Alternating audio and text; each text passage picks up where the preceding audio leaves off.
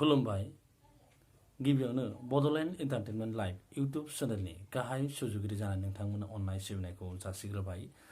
दिनै बे बुब्लियाव मोनसे गिख्रंथाव थासारि जोंनाव सोमजिदों। मानो होनोबा दुलाराय मुलुगावनो कर'ना भाइरासआ साग्लोबसारनानै गोसारनानै मोनसे जोंनि गेजेराव गिख्रंथाव थासारिखौ लाबोदों। मुलुगनि मोनफ्रोमबो हादोरानो कर'ना भाइरासजों जुजिनो थाखाय बा बेजों रोन होनो थाखाय नाजाथाबदों। नाथाय दासिमबो कर'ना भाइरासजों बा जुजिनायाव सुबुङा गोबां जिउ फोजोबनो गोनां जादों। मानो होनोबा दिनैसिमबो बे कर'ना भाइरासनि COVID-19 जि बेमार दङ, बे बेमारनि दिनैसिमबो भेक्सिन, मुलि बा गुबुन बेनि फाहामथायनि जेबो राहाखौ जोंनाव मोननाय जायाखै। बा दिनैसिमबो मुलुगनि मोनफ्रोमबो हादोरानो नाजादोंब्लाबो दिनैसिमबो बे COVID-19 बेमारनि मेडिसिन एबा जोङो बुंनो हायो भेक्सिनखौ दिनैसिम दिहुननो हायाखै बा डक्टरफ्रा साइन्टिस्टफ्रा दिनैसिम दिहुननो हायाखै। बेनि थाखाय मोनसे राहाया बेनो जे बे कर'ना भाइरासनिफ्राय साग्लोबनायखौ बा बिनि गोसारनायखौ हमथानो हानाय। माब्रै बेखौ हमथानो हानो? मुलुगनि मोनफ्रोमबो हादोरानो बे बुब्लियाव कर'ना भाइरासखौ साग्लोबजानायनिफ्राय बारग'नो गावबा गावनि सोहोर नोगोरफोरखौ लकडाउन खालामनायनि मोनसे राहा लादों। गासैबो हादोरानो जायफोर हादोराव गिख्रंथाव महरै बे कर'ना भाइरासआ साग्लोबसारदों बेफोरबायदि हादोराव गोख्रोङैनो लकडाउनखौ खालामनाय जादों। बेबायदिनो थांनाय मोनानिफ्राय जोंनि हादोरनि मानगोनां गाहाय मन्त्रि नरेन्द्र मदियाबो जोंनि नोगोरारिफोरखौ हांख्रायनानै थांनाय मोनानिफ्राय 20 साननि थाखाय लकडाउन खालामनाय जाबाय बा जोंनि हादोरखौनो आबुङै बन्द खालामनो हानाय जाबाय। बेराफारसे बेखौ बुंनो हायो जोङो जेन आबुङै बन्द जाबाय। नाथाय बे लकडाउन जानायनि जाहोना बेनो जे जोंनि मुलुगाव जेरैबायदि गोसारदों बे गोसारनायाबो जे जोंनि हादोरावबो, जोंनि रायजोआवबो, जोंनि ओनसोलावबो बा जोंनि जायगायावबो जे दा गोसारदों। बेनि थाखायनो बे लकडाउनखौ खालामनाय जादों। बे समाव नोंथांमोना मालाबाबो लामा सामा बा हाथाय बाजार बेबायदि ओंखारनो मोना बा ओंखारनोबो नाङा।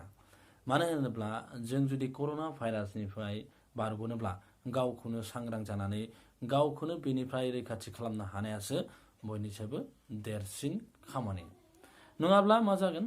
जों कर'ना भाइरासजों गाग्लोबजागोन आरो मुलुगा बा जोंनि हादोरा, जोंनि रायजोआ, जोंनि ओनसोला कर'ना भाइरासजों गाग्लोबसारनानै जोङो थैजोबलांगोन। खोथाया जादों मा? कर'ना भाइरास जायफोर सुबुङा जिउ गारदों बिथांमोननि बैसोआ बांसिनानो माने 60 बोसोरनि सायाव बा 50-60 बोसोरनि सायाव आरो उन्दै बोसोरनि सुबुङा थैदों। सेंग्रा बा लाइमोनफ्रा बेहाय जिउ गारा होननानै बुंदों, नाथाय लाइमोनफ्राबो बेहाय जिउ गोमानायखौ नुनो मोनदों। बेनिखायनो सांग्रां जानाया मोजां। जोंनि गोबां बर' ओनसोलाव, बर' गामियाव दासिमबो बे भाइरासनि सोमोन्दै मोजाङै मिथियोबा जोंनि लेखा रोङै बा गामिनि सुबुंफ्रा बा जायफोरा लेखा रोंबाबो दिनैसिम इन्टारनेट मुलुगजों बा जायफोर ससियेल मिडियाफोर बेफोरजों लोब्बा गैया, टेलिभिजनफोरखौ नाया, बिथांमोना दासिमबो मिथिया कर'ना भाइरासआ मा। बेखायनो बे फोसावनायनि खामानिया जोंनि साफ्रोमबो नोगोरारिजों लोगोसे समाजारि आफादफोर आरो गुबुन गुबुन आफादफोरा जायफोरा बेजों लोब्बा गोनां बिथांमोना मोनसे सांग्रांथि हाबाफारि लानांगौ। नाथाय थांनाय मोनानिफ्राय जि लकडाउन जाबाय, दा बेबायदियाव माबोरै सांग्रांथि लानो? जोंनि मोनसेल' राहाया बेनो जे जोङो न'आव थानानै जोङो ससियेल मिडियानि गेजेरजों बा जोङो इन्टारनेटखौ बाहायनानै वाट्सएप ग्रुपखौ बाहायनानै जों दैथायहरनो हायो। नाथाय खोथाया बेसो, जों साबोसेया जोंनि बर' गामियाव वाट्सएप नायनो हागौ बा फेसबुकनि एकाउन्टफोरा दङ बा गुबुन ससियेल मिडियानि एकाउन्टफोरा दङ।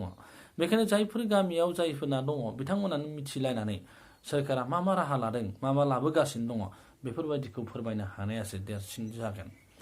जियानो जादोंला हाथाय बाजाराव जेब्लायबो ओंखारनाङा, ओंखारबाबो न'खरनिफ्राय सासेल' सुबुङा ओंखारनो मोनगोन।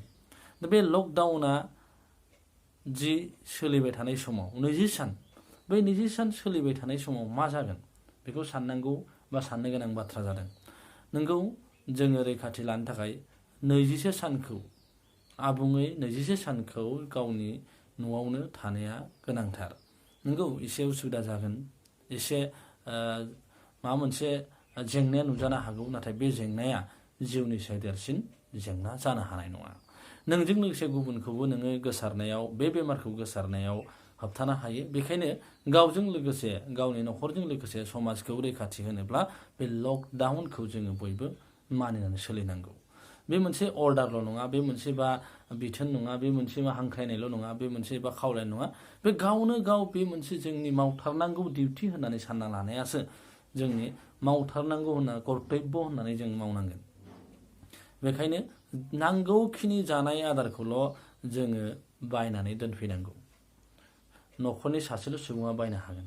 दा बे लकडाउनाव माबायदि गलाफोरा खुलिना थागोन बा माबायदिया खुलिनो हागोन, बे जाबाय जों सरासनस्रायै बर' रावाव जों बुङोब्ला बा जोंनि जायगायाव जों बुङोबा गेलामाल दखान जायखौ जों बुङो, बा गेलामालनि गला बेफोर थागोन। बेराफारसेथिं फार्मासि थागोन, बा जायफ्रा सावस्रि बिफानजों लोब्बा थानाय हस्पिटालफ्राव थागोन। सावस्रि बिफानजों लोब्बा थानाय जायफोर फसंथान, जायफोर गलाफोर दङ, बेफोरो बे आबुङै खुला थागोन बा बेखेवजानानै थागोन। बेराफारसे जों बुंनो थाङोबा जायफोर इमारजेन्सि सार्भिसफोरजों लोब्बा थानाय, माने नांथारगौ कमोडिटिसफोराव फैयो, जायफोरा जोंनि थाखाय गोनांथार, बे जाबाय जेरै जोङो दै जगायनाय होन, बा इलेक्ट्रिसिटि सार्भिसनि खोथाखौनो बुं, इन्टारनेट सार्भिसनि खोथाखौ बुं, बेफोरबायदिया थागोन। लोगोसे बेंक थागोन, ATM बेंकफ्रा खुलिना थागोन। बेफोरबायदि सार्भिसा खुलिना थागोन, माने अपेन जाना दङ बा अपेन जागोन। नाथाय बे अपेन जादोंब्लाबो बेहाय जोबोर खम अनजिमानि इमप्लयिसफोराल' बा बेहाय मावग्रा साख्रि आलाफ्राल' खामानियाव थिसनजागोन। बांसिनानो नाथाय गावनि न'निफ्रायनो हाबाखौ मावनांगोन। जियानो जादोंला कर'ना भाइरासआ जोबोर डेन्जारास मोनसे भाइरास जोंनि मुलुगाव गोदानै फैनाय, आरो बे भाइरासनि मेडिसिन बा बेनि भेक्सिन बा गुबुन गुबुन जि होबथानाय राहा एन्टिडक्सफोर दङ बेखौ मोननाय जायाखै। माने जेरै जोंनाव एन्टिभाइरास थायो नङा होमबा, बे एन्टिभाइरासआव जोंनावबो एन्टिभाइरास माखासे थायो। बे एन्टिभाइरास, बे कर'ना भाइरासनि थाखाय एन्टिभाइरासखौ दिनैसिम मोननाय जायाखै। रैखाथिया बेनो जे न'आव थानानै गावखौनो रैखाथि खालामनाय, माने बेनिफ्राय सन्देरनायखौ होबथानाय। मानोना बे सन्देरग्रा मोनसे बेमार, बे सन्देरग्रा बेमारा नोंनाव नाङोब्ला गुबुन सासेयाव नांनायनि सम्भावनाया थाहैयो। बेखायनो बे सन्देरग्रा जानायलाय बे सन्देरनायनिफ्राय रैखाथि खालामनो थाखाय गावबा गावनि न'आव थानायानो गोनांथार। जियानो जादोला बारा बुंला, फैगौ 14 एप्रिलसिम बे लकडाउना सोलिगोन। बेखायनो बे समाव नांगौखिनि आदारखौल' नोंथांमोना बायनानै जानायनि राहाखौ खालामनांगोन। बे नङा जे नोंहा रां दं ओंखायनो बुरजा बायगोन, नोंहा खम रां दं बायनो हाया, बिदि नङा। हायोब्ला बर' गामियाव बर' सुबुंफ्रा गाव गाव नसुंसेनि मानसिफोरखौ हेफाजाब होलाय बे बुब्लियाव। मानोना गोबां जोंनियाव दङ हाजिरा मावनानै जाग्रा, सानफ्रोमबो खामानि मावनानै जाग्रा, जायफ्रा रां रुफा गैया जानो हागौ। बिथांमोनखौ बै गोनां न'खरसेनि गोनाङा, गोनां नङाबाबो नोंनि आंग्रायनायखौ बिथांमोननो हर। बेबायदि खालामनानै जोंनि समाजखौ मोनसे आब्रुथियै जों लाखिलांनो हागोन। बेजों जोंनि खौसेथियाबो फैगोन, बेजों नोङो गुबुन मोनसे न'खरखौबो रैखाथि होनो हागोन। बेखायनो गावजों गाव हेफाजाब होलायनाय बे खोथाया फैनांगोन। नसुंसे न'खरा जानाय गैयाबा बे बुब्लि समाव नोंथांनाव दङबा बेखौ नोंथाङा एसेबाबो हरलायनानै बिथांनि जानायनि जगारखिनि खालामना होनो हायो। बे जाबाय जों गावनो गाव मावलायनो हानाय। मानोना सोरखारा बेसेबां मावनो हास्लाबाबो जानो हागौ, गोथौ गोथौ गामियाव बेखौ मोनहासवाबो जानो हागौ। नाथाय मोजां खोथाया बेसो जे बर' गामियाव बा बर' ओनसोलाव गोबाङानो आबादारि, बेखायनो माइरं दैफ्रा थाखायो। बर'फ्रा हाग्रानि मैगं थाइगं खानानै जायो, गावनो एसेब्लाबो मावो। बे बुब्लियाव बर' गामियाव बाराद्राय जिंगा जानांगौ गैया। नाथाय जायफोरा गैखाया, गामियावबो गैयै दङ, बिथांमोनखौ हेफाजाब मदद होलायनाया मोजां बे बुब्लियाव।